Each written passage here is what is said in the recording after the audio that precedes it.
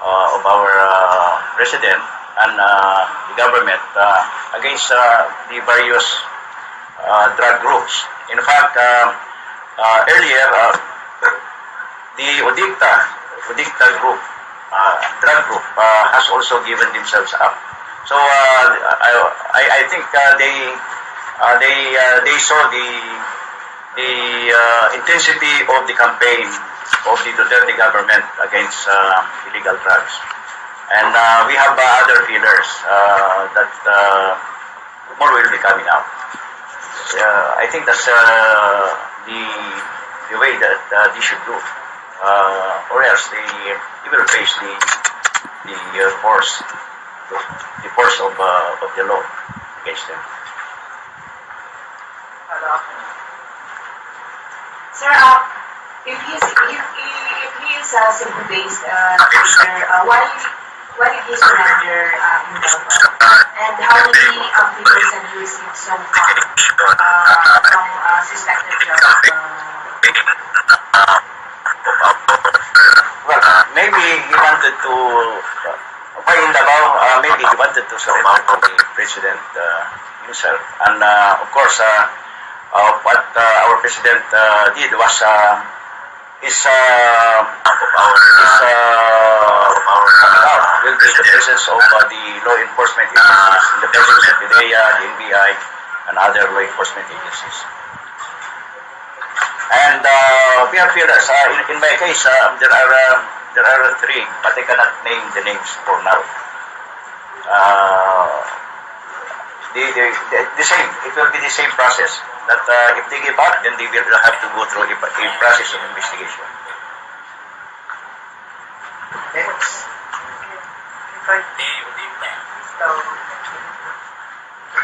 Morning, sir. After the meeting with the ALG and the MLS, sir, will there be a coordination or cooperation among MLS and campaign against trafficking in the area of operations?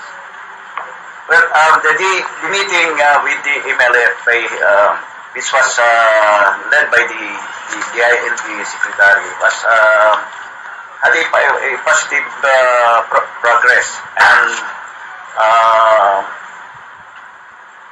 there will be more meetings para ma-fine-tune yung participation, the involvement of the MLF in the campaign against illegal drugs.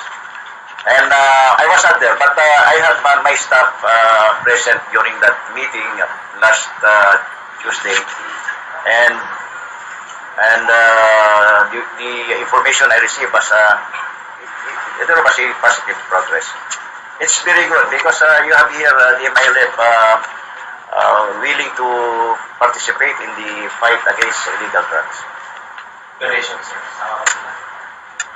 Well, that's what the groups are working out. How the mechanics. So let's wait how it develops. Pero maganda yung takbo kasi the MLF themselves are willing to involve themselves in this fight against illegal drugs. Last time, may binigay na list, sir, from the list ng members or personalities? I was informed, yes. But in fact, mas marami pa nga yung nakalista sa kanilang listahan. But it's something that we cannot reveal for now. Pero gano'n na po, sir. Sir, balikan ko na po sa speaker. Sabi ko kanina na sa Rogue Gallery na siya nabibigay. Ilang taon na po siyang nakatambak sa Rogue Gallery na Say again, please. Si Peter Lim po. Sabi niyo po kanina na yung picture sa Rogue Gallery ng PIDEA is the same Peter Lim who surrendered last night. Ilang taon ba po nakatambak yung picture sa Rogue Gallery? I will check on that yung kung ilang taon kasi I just assume as Director General of PIDEA. But based on the information I can say that what I have read is 2001 naging subject na siya ng investigation eh. So it must be we can recall that time na he's already there. Sir, pag nasa road gallery siya, wala po bang existing cases filed against you? Well, yes and no. May mga nasa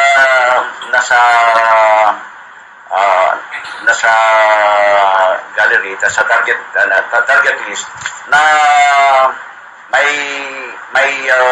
may warrant of arrest na yung iba, and then yung iba naman are validated information, yung target list, and then subject to negation operation. So yung case niya that, as we have stated earlier, is a subject of investigation.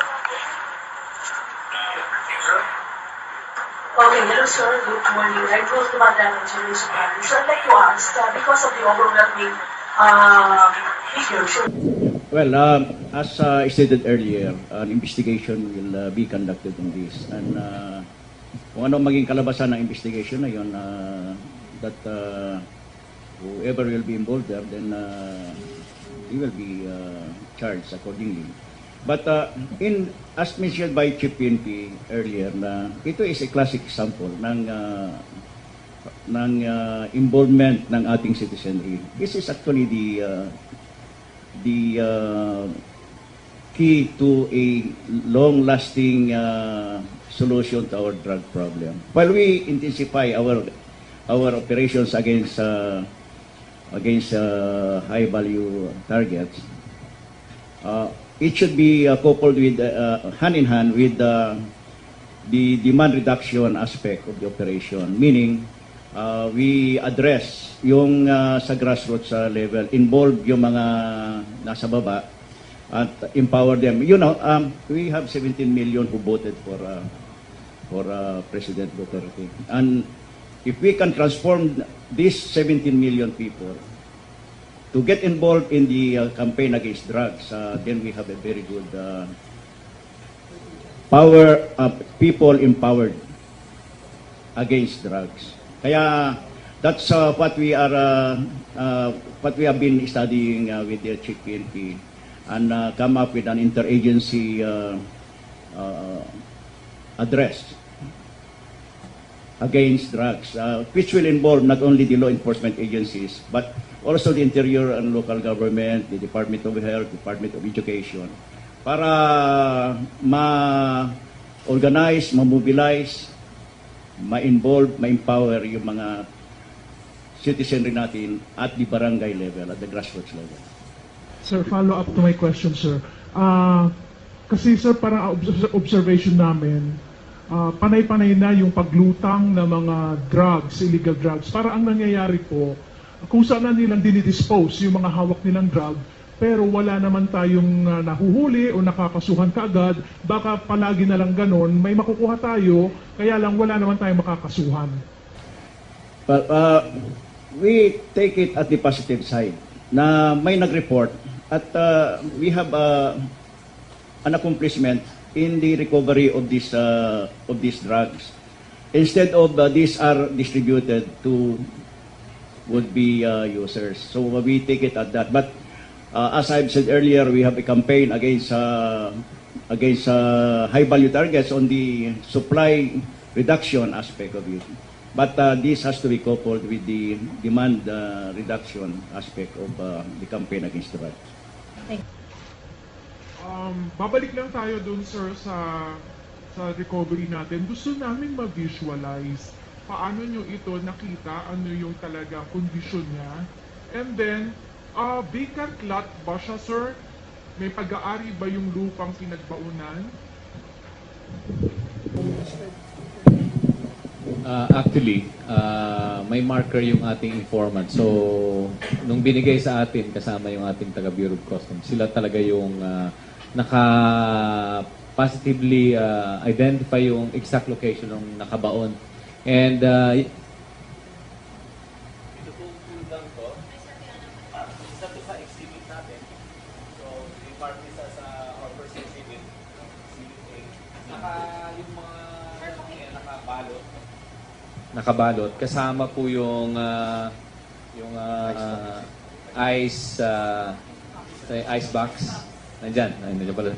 So, nakabalot yan. Tapos dahan-dahan naming sinobel para makita natin isa-isa at maingat naming inangat. Kasi kailangan in the presence of the media, in the presence of that particular barangay official, hindi namin ito basta binunot. Nandun po yung barangay official. Kasama po doon ang Channel 7 and Channel 2. Sir, gaano kalalim yung hukay? Siguro mga 1 meter, parang gano'n. Sir, sa tansya nyo, gaano siya katagal ibinaon?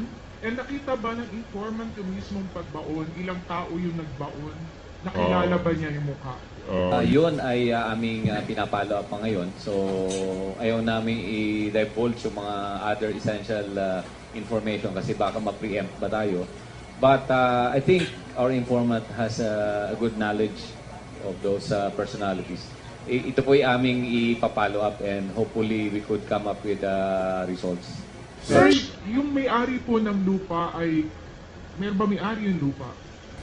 Sa ngayon po yung may-ari ng lupa ay ang local police po ng Claveria ay siya pong natask natin kahapon para i-conduct yung investigation, the background investigation of that person. Kasi medyo magagabi na po kasi nung matunto namin yung lugar at we opted to extricate from the area for security reason and at the same time to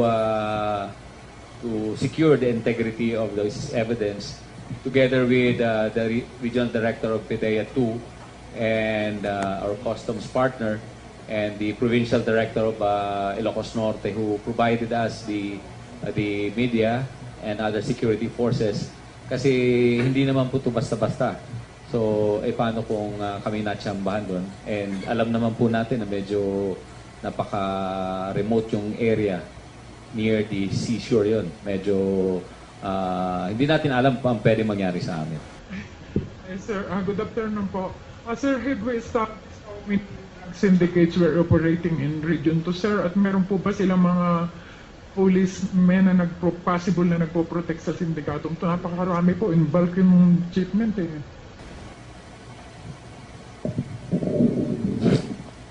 Sa ngayon, wala pa tayong na-identify na particular group o particular personalities na involved dito. Kasi beriro pa yung information na dumating sa amin na ganun lang, may tinago doon as to the persons behind this shipment. Wala pa. Zero pa tayo. Yung may-ari ng lupa, first impression is talagang sasabihin natin na he has constructive possession over this shabu dahil sa lupa niya nakuha ito eh. That is why we task the chief of police to investigate this person, locate and investigate this person, yung may-ari ng lupa.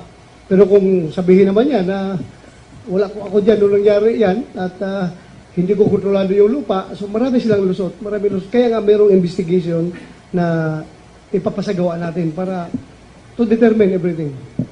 Considering na nung Friday pa lang naupo yung bagong leadership. Sir, tapos kailan po pinarating sa inyo itong info that indeed may mga nakabaon doon? Bago ka pa mag-assume? Bago pa ako nag-assume. Hindi pa ako naka-assume. Kaso lang, yun nga, Friday ako nag-assume. Pag-assume ko, inutusan ko kagad si Colonel Pero na lumakad papunta doon. So, malayo kasi. Ilang hours ang travel mo? Actually, 30 hours pa kami kabalikan ngayon, 30 hours na kami hindi pa nakahiga. Wala pang tulog. Oh. So sir, parang ang sinasabi ba natin, yung message natin sa taas na totoong, kasi in the past sinasabi ng PNP against drugs pero walang ganito karaming nakukuha agad-agad. Are we seeing na mas marami na talagang nagko-cooperate because yung message no is being felt and being heard na sa baba? sa community? Totoo yan. Talagang we expect some more. Baka mamaya hindi lang ito ang makukuha natin. Baka meron pa tayong Shabu Laboratory talaga na isusuplong ng taong bayan. Dahil marami na tayong impormasyon na nagsipagdatingan. There's a follow-up question from ABS-CBN. Sir, may reward ba itong informant natin? Sigurado. Sa ngayon kasi, yung reward na sinasabi natin, tungkol lang yun sa mga drug lord na mamatay, di ba? Pag patay yung drug lord, meron tayong yung international na drug lord, 5 million. Pag national level na drug lord, 3 million. Wala pa itong, pag ganito yung tipster, wala pa. Pero ngayon, sigurado ako pagbigyan natin. Kausapin ko si Presidente na magbigay ng reward para dito, para gaganahan yung mga informant natin magbigay ng informasyon. Ang nagbigay po nito ng informasyon was not motivated by reward. Siya ay talagang motivated by his sheer patriotism. Ayaw niya na, isipin mo ilang bata masisira ang buhay sa itong drugs na ito, kadami nito, ilang tao mabubuang nito pag ito'y pumasok sa system ng tao. Very patriotic yung tao, nagbigay ng information. So napakaganda po, kahit na hindi natin sinasabi na may reward, ang tao kusa na lang talaga dahil sawang-sawa ng mga tao, gusto na talaga ng tunay na magbabago. Sir, good afternoon. Ang Soberano, sir, sa Bombo Radio, Philippines. Sir, tanong ko lang, paano po masigurado na hindi ito mare-recycle itong mga nahuling droga? Well, as I've said earlier, we will process this and dispose of this as soon as possible. Sir, follow up ko lang. Sinabi niyo kanina na may isang Chinese na consignee na ide-deliver sana. Ito na ba yung droga, sir, na ide-deliver sa Binondo sa isang Chinese national? Ito bang Chinese national, sir, high value target din ba ito? That's, as to the particular person, hindi natin nakuha. Basta sinabi lang is, itong shipment na ito isasakay by land papunta sa Binondo. Kung sinong tao sa Binondo, hindi alam ng informant. Basically, sir, sa info ninyo, itong Chinese, bahagi ba ito ng high value targets na tinutumbok ninyo ngayon? Wala pa kasi, hindi pa natin nalaman kung sinong siya. Sigurado kung malaman natin, titignan natin sa lista natin kung kasama, kung wala siya doon sa lista ng high value target natin, idadagdag natin. Ililista natin doon para mamatay ang gago na yan. Okay, we have the... Sir, baka kay, kay DG La Peña po. Sir, sa PIDEA ang repository ng drugs. Tama po? Yes, sir. Lahat ng nakukumpiskang drugs. Sir, susunugin yan. Tama po. Yes. Well, but after a process, kailangan may proseso kasi yan eh. Kasi nga may mga issue tayo na nare-recycle yung droga. So, paano po, pwede po bang pag-dispose niyan ay gawing public? Yes, it will be. We will inform you pag i-dispose na ito. I will see to it na this will be guarded, na hindi ito, walang mawawala rito. In fact, during our staff conference this morning, this is one of those that I have taken up with our staff. The soonest disposal of illegal drugs under the custody of PIDEA. Okay. Follow up to that question. Kinausap ko nga si General Lapina kanina. Sabi ko nga, sir, in the absence, kung pwede lang sana, in the absence of these procedural requirements for the disposal of this contraband, gusto ko nga sana ngayon, from here, baba tayo doon sa plaza, sunugin ko yan sa harapan ninyo para hindi na kayo magduda na i-recycle namin. Kaso alam, we have some procedures to follow. Kaya, please, huwag kayo magduda. Under General Lapena, he has been my boss for quite a long time. Alam ko kung gaano ka-stricto si sir dito sa droga. Walang mawala dyan. Not a single gram. Walang mawala dyan. I guarantee you. Kung meron man, papatayin ni General Lapena yung mga tauhan niya sa PIDEA na magnakaw nito. We assure you na this will be taken care of. One final question daw po, sir. Final na talaga. Because Highway Patrol is inviting you for the next. Sir, Last question po. Sir, sinasabi niyo kasi from seed, tas ibababa doon sa area.